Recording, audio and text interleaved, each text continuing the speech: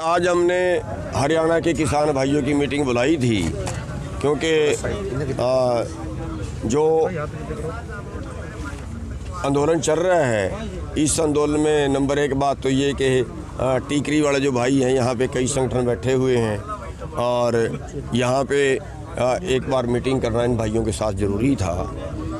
और दूसरा जो कल प्रस्ताव आया है उसके लिए भी मीटिंग होगी, तो उसके लिए भी जो है हरियाणा को एक बार हरियाणा के लोगों की सलाह लेनी ज़रूरी थी। तो बाकी जो है कि भी एक तो ये हुआ है कि जो अगली मीटिंग होगी उसमें हरियाणा की तरफ से जो प्रस्ताव पास हुए हैं वो रखे जाएंगे। वहाँ पे पास होंगे या नहीं होंगे वहाँ की मीटिंग के बाद ही आपको बताया जाएगा, क्योंकि पहले बताना थोड़ा सा मीटिंग से पहले बताना थोड़ा सा कच्ची बात ना हो। इसलिए मैं बेनती करूँगा कि वो प्रस्ताव जो हरियाणा ने पास किए वो संयुक्त मोर्चा की मीटिंग में पास होने के बाद ही हम उनको अनाउंस कर पाएंगे। पहले उसके पहले कोई इसका नुकसान हो जाएगा करने का।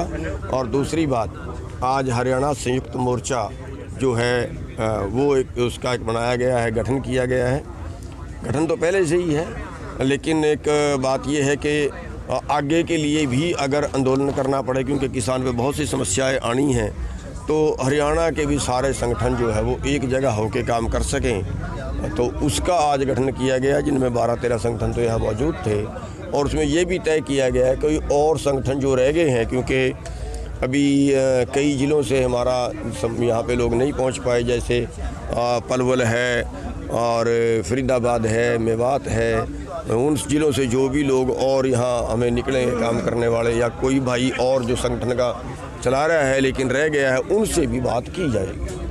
तो उसका अध्यक्ष में आज मेरे को बनाया गया है और हमारी जिम्मेवारी है कि हम सभी की दोबारा मीटिंग एक बार बुलाएंगे, जो संगठन रह गए उनको बीच में शामिल करेंगे। कल सरकार के साथ जो बैठक हुई थी उसमें जो प्रस्ताव आया था सरकार की तरफ, क्या उसकी भी चर्चा हुई यहाँ पर? क्या हाँ, उसकी चर्चा हुई है कि उन्होंने कहा था कि हम टाइम दे दें, स्थगित कर दें और एक कमेटी बना दें, उस पर चर्चा हुई है। अब उसकी चर्चा जो है जो संयुक्त मोर्चा की मीटिंग होगी फाइनल उसमें करेंगे कि हमने कल क्या स्टैंड लेना है। कल मीटिंग है ना दोबारा सरकार से, तो दोबारा सरकार से मीटिंग में हमारा स्टैंड क्या होगा ये उस मीटिंग के बाद क्लियर किया। क्या लगता है कि सरकार ने किसानों की मांगे मानने की तरफ अपना कदम बढ़ाया है इस प्रस्ताव के जरिए? नहीं, ऐसा मेरे को कुछ महसूस ऐसा नहीं हो रहा है कि उन्होंने कोई कदम बढ़ाया। मेरे को तो ये महसूस हो रहा है कि कभी उनकी टालने की कोई राजनीति हो और उसमें काम और गड़बड़ हो जाए, ऐसा मेरे को आभास हो रहा है। क्योंकि 2 महीने से बैठे हैं, 2 महीने में तो कमेटी बना के फैसला भी आ जाता। अगर कोई कमेटी बनाने की बात होती है तो 2 महीने में तो कमेटी बना के फैसला आ जाए, और 2 महीने तो अभी की बात नहीं चली, 2 महीने तो अभी ट्रका ही रहे हैं। तो इस तरह से डाउटफुल होता है कि जैसे वो जितना कह भी रहे हैं इतना कि भी वो शायद 26 तारीख को टालने के लिए ना कह रहे हों, ऐसा आभास है मेरा। वो तो बाकी तो कल पता लगेगा। तो 26 तारीख की क्या तैयारी है आपकी? जिस तरीके से देखिए, 26 तारीख के लिए हमने प्रशासन से बात हुई थी कल, और हमने उनको एक रूट उनको बता दिया है कि हम एक तो जो 26 तारीख की सरकारी परेड है उसमें बाधा नहीं डालना चाहते। उसमें बाधा डालने का हमारा कोई प्रोग्राम नहीं है, और कोई ऐसा प्रोग्राम नहीं है जिससे कोई राष्ट्र की कोई इज्जत कम हो, ऐसा कोई प्रोग्राम नहीं है। लेकिन हम ट्रैक्टर परेड करेंगे, दिल्ली के अंदर करेंगे, और जो रिंग रोड है रिंग रोड पे हम अपना ट्रैक्टर परेड करेंगे। उसके लिए लाखों ट्रैक्टर पूरे देश से या जो दिल्ली के नज़दीक का 200-300 किलोमीटर का एरिया है वहाँ से आ रहे हैं। और उसके लिए हमने सरकार से जो प्रशासन से बात हुई है, प्रशासन से ये कहा कि उसके लिए आप हमें इजाज़त भी दें, आप उसका प्रबंध भी करें।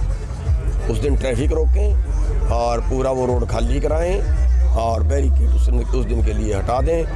तो ये हमने उनको कहा है। तो उस पर अभी उन्होंने कल ये कहा था कि हम कल तक राय करके बताएंगे। तो आज फिर मीटिंग रखी थी, लेकिन क्योंकि आज हमें अपनी मीटिंग करनी पड़ेगी और पंजाब वालों को अपनी मीटिंग करनी पड़ेगी, तो शायद आज उनसे मीटिंग नहीं हो पाएगी। NIA के नोटिस पे क्या कहना है सर? साथ में ट्रैक्टरों के भी चालान ऑनलाइन घर भेजे जा रहे हैं सर। ट्रैक्टरों के चालान तो मेरे को आपसे पता लगा है कि ऑनलाइन घर भेजे जा रहे हैं। काफ़ी सूचनाएं मिल रही हैं सर। अगर ऐसा है तो फिर बदकिस्मती है, लेकिन आंदोलन को तोड़ने के लिए ये सब किया जा रहा है, आंदोलन को कमज़ोर करने के लिए ये सब किया जा रहा है। और ये ओछी हरकतें हम इनको कह सकते हैं। अब एक आदमी ने लंगर लगा दिया है तो क्या वो अपराधी हो गया? क्या लोगों को खिलाना भी अपराध है? एक आदमी ने जो शहीद हो गए हैं लोग, उनको 50-50 हज़ार रुपया दे दिया है तो क्या वो भी अपराध हो गया? अरे दान पुण्य करना तो वैसे ही किसी श्रेणी में नहीं आता। दान पुण्य करने पर तो वैसे ही टैक्स भी नहीं लगता। ये कर क्या रहे हैं? कौन सा राज है ये तो गुंडा राज हो गया फिर। और अगर ऐसा करेंगे तो बड़ा कड़ा मुकाबला किया जाएगा फिर। तो कल कोई समाधान निकलने की उम्मीद? देखिए, तो कल की मीटिंग में पता चलेगा कि समाधान निकलता है कि नहीं निकलता है, लेकिन सरकार बहुत ज़्यादा सीरियस नहीं। बात जो आती है कि सरकार के साथ जो बैठक होती है उसमें बातें कम ब्रेक ज़्यादा होती है। हाँ, बातें कम ब्रेक ज़्यादा होते हैं, और जो बातें होती हैं वो भी टाइम पास करने के लिए होती हैं। वो भी मेरे को तो ऐसा महसूस हो गया जैसे हम तरीक लेने ही जाते हैं। मैं तो पिछली तरीक पे बोल दिया था, जब उन्होंने 19 तारीख दी, मैं कहा अगली भी अभी दे दो।